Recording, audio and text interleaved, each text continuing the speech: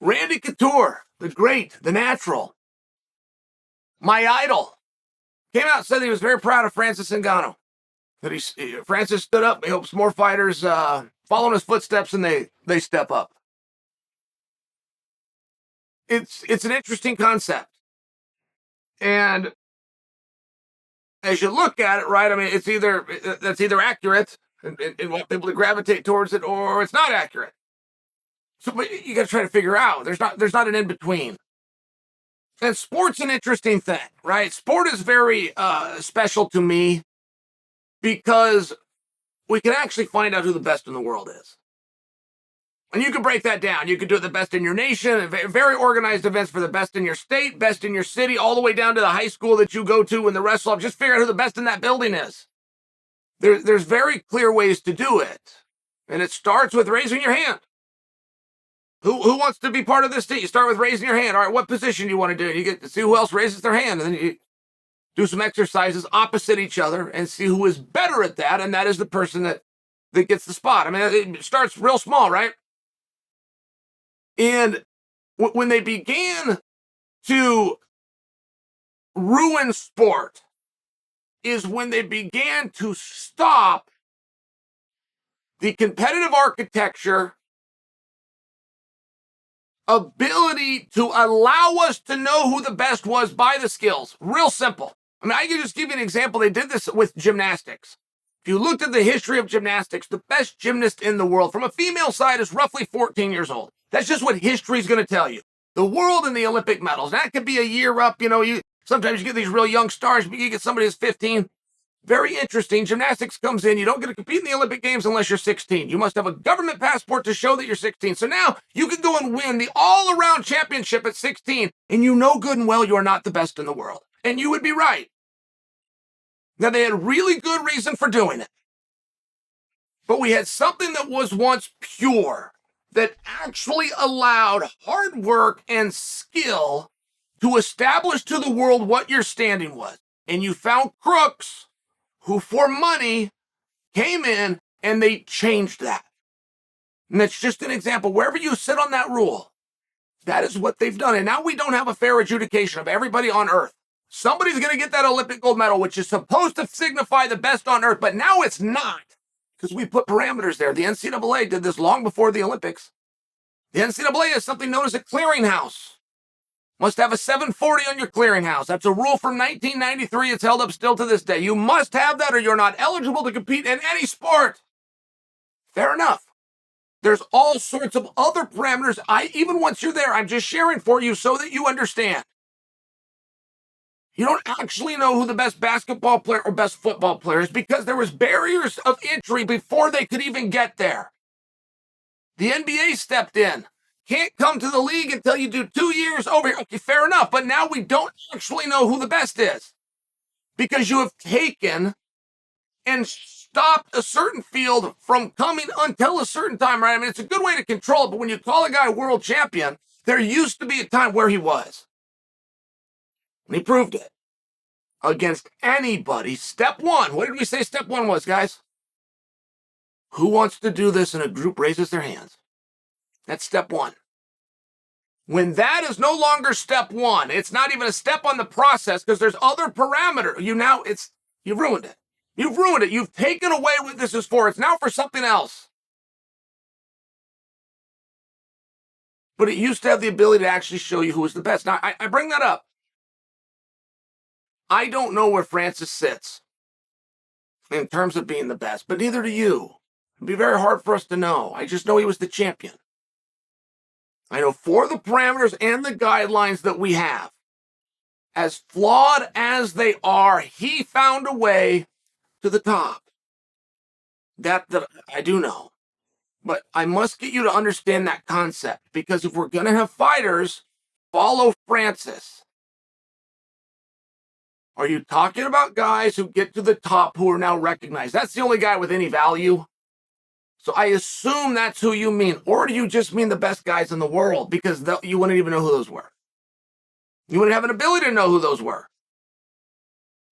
And the people in the know that are in the practice rooms that got a really good eye for this and do know, well, okay, let's go take those guys before they're ever on TV and the world knows who they are. Let's have them not do this and go over here. It doesn't affect anyway. I mean, are you guys close to understand what I'm saying? So if we're going to do what Francis did, we're going to have to take champions. So it doesn't mean we're taking the best. We're going to take the guys that are perceived as the best. And you got to be pretty damn good to be perceived as the best. But that's the best we can do here. That's the best we can do. Okay, so we're going to take those guys, but where do we send them? Where do they go? Do they take that skill and that hard work and that navigation, the bureaucracy and the politics, everything that goes through it? Not just your DNA and your sacrifice, your hard work and your will to win. It's not those things. There's a lot. And the guys that are good learn how to do this to an extent, or they attach themselves with somebody who understands it, and you get to the top. It's very hard to do, but once we get to the top, if guys are going to step up like Francis did, what does that mean?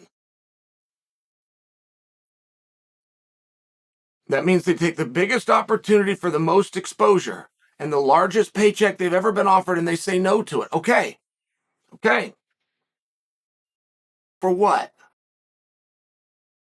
And I would assume that the answer meant to get a bigger exposure for a bigger paycheck, but that doesn't exist.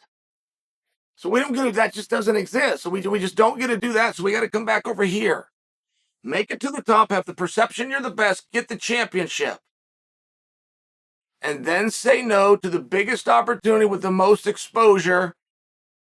Comes with the largest amount of money. We say no to it. And the question just becomes why? Why would we say no to it? And the answer is principle, because even though it was the most, and even though it was the biggest, it could have been more and it could have been bigger. Okay, but it's not. That's not your decision.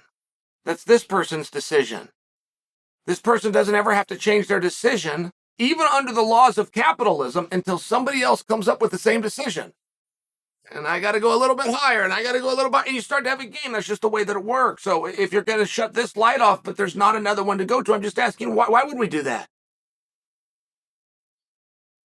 Why would we do that? I admire Francis. I don't look up to him. I don't look up to him because he's younger than me. I don't look up to anybody younger than me. But boy, I admired him. Tried to look like him. Tried to be strong like him. Tried to be successful like him. But I don't want to know whether I want to be like him now. Right now, he's unemployed. All that bravado and all that standing up with nowhere else to go, it just makes you unemployed. I like when he was the champion, but he's no longer the champion. I don't have fantasies to not be the champion. I woke up today not the champion. I had fantasies to be the champion. I mean, I'm just sharing with you, like, it's kind of a hard spot now. And Francis says that he's free. Now, that's an interesting word. And there is cultural and racial and nationalistic that can tie back to that word, and I would have no to touch any of that. I would just have to respect and listen, very much so. But for right now and for today, I used to be in the UFC, and now I'm not. He used to be in the UFC, and now we're not. I guess we're equals in that regard. I can go and do anything that I want. He claims that he can go and do anything he wants. That was his definition of freedom. He laid this out. I listened carefully, and he did it on 3 separate occasions. This was freedom. Boy, he was happy.